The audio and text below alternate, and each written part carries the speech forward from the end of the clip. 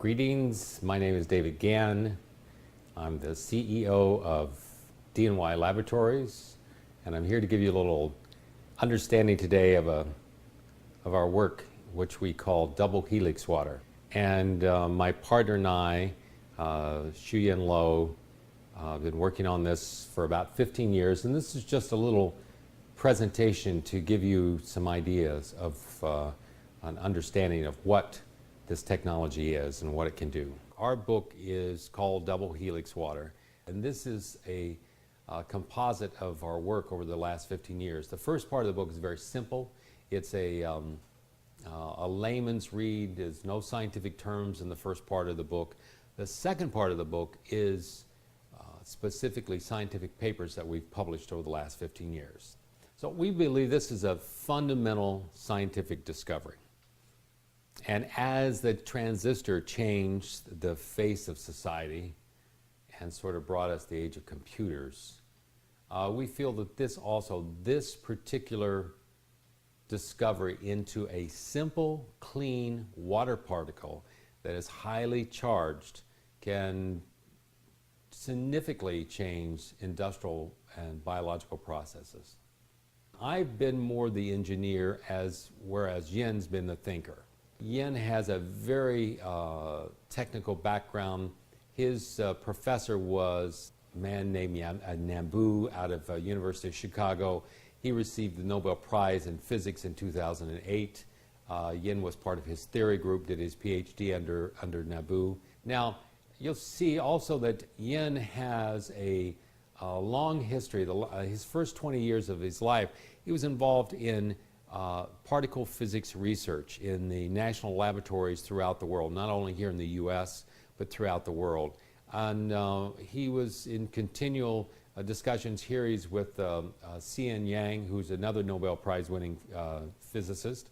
And here you'll find that he was invited to the first international conference on high energy physics in China, and it was organized by the current chairman of China. Now, another person I'd like to introduce you to is Shu-Yen. He's a professor. Shu was the chairman of physics at Sun Yat-sen, which is in China is, if you're looking for the sort of the technical school, especially in physics and atomic physics, it would be they would be rated one of the top schools. Next person, real quickly, is Dr. Nikki Ripito. Nikki was an old classmate of mine, a close friend in college. Nikki went into medicine, I went into physics, and Nikki spent most of her career at Mayo Clinic, and she's now helping us to understand how this particle functions in the body. So what is double helix water? What are we talking about? We're talking about a stable, what's called a stable water cluster. We're basically looking at a fundamental phase of water. What you have in water is you normally have a liquid, which everybody knows a liquid. You heat it up, it turns to steam. If you turn around and then cool it, what happens is you will end up with ice. These are the normal phases of water.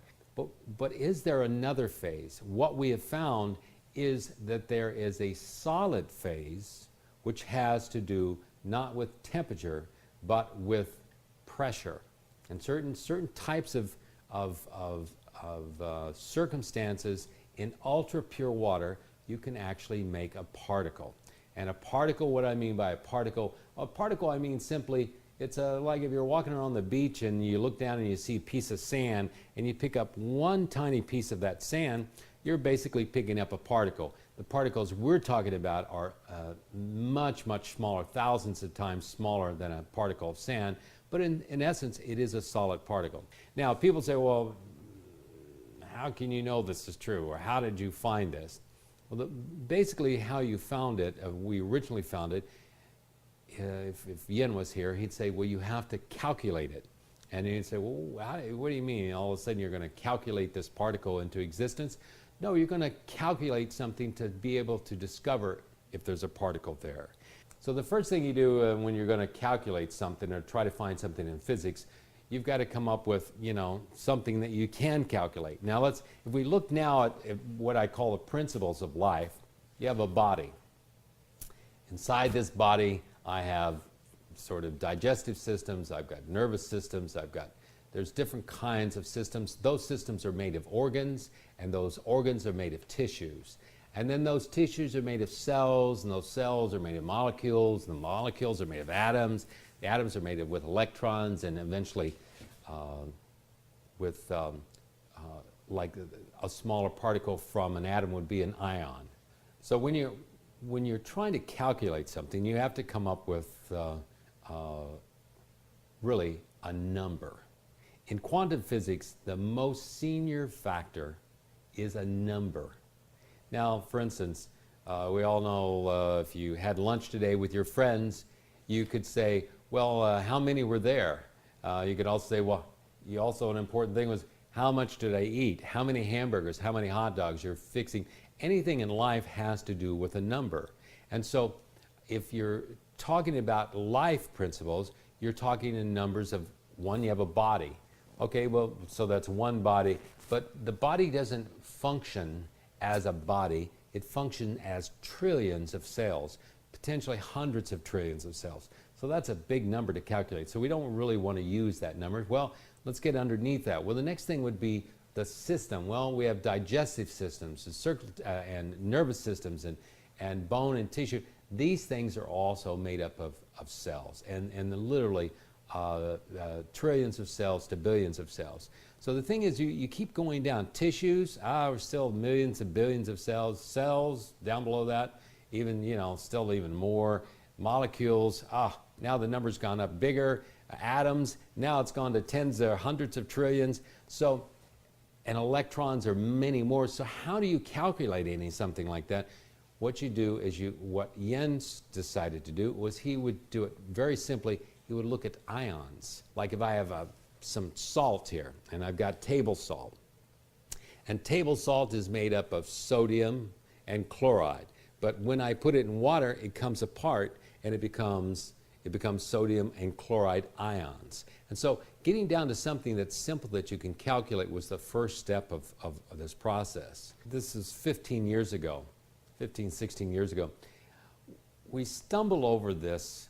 We stumbled over a very peculiar effect in one particular water sample that I had. Had all these strange different properties. They're called dielectric properties. And so I took this to Yen and I said, Yen, what is this? How does, what could this be? And so what he said, I think I can calculate it. And so he began to write a mathematical model. The model that he originally came up with was that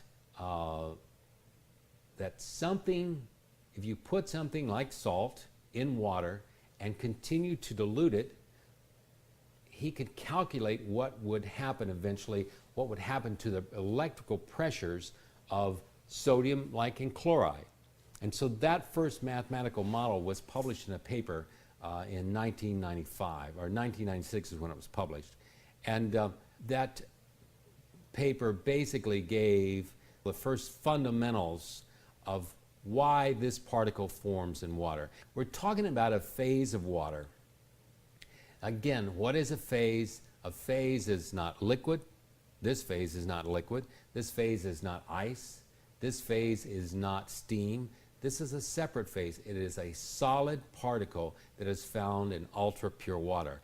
Now, in October of 2009, we published a paper which was called the Evidence for the Existence of Electrically Charged Stable Water Clusters at Room Temperature.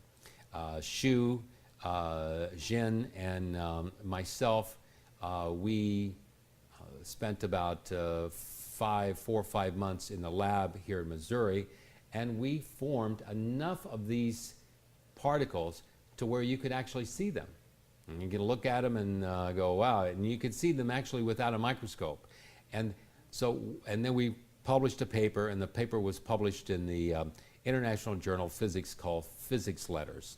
And it shows, and we've also presented this paper in numerous universities around the world, and it shows that there is a solid form of water, a very small particle, but it actually exists as a solid form of particle. But let's stay with salt, table salt. Everybody knows what table salt is.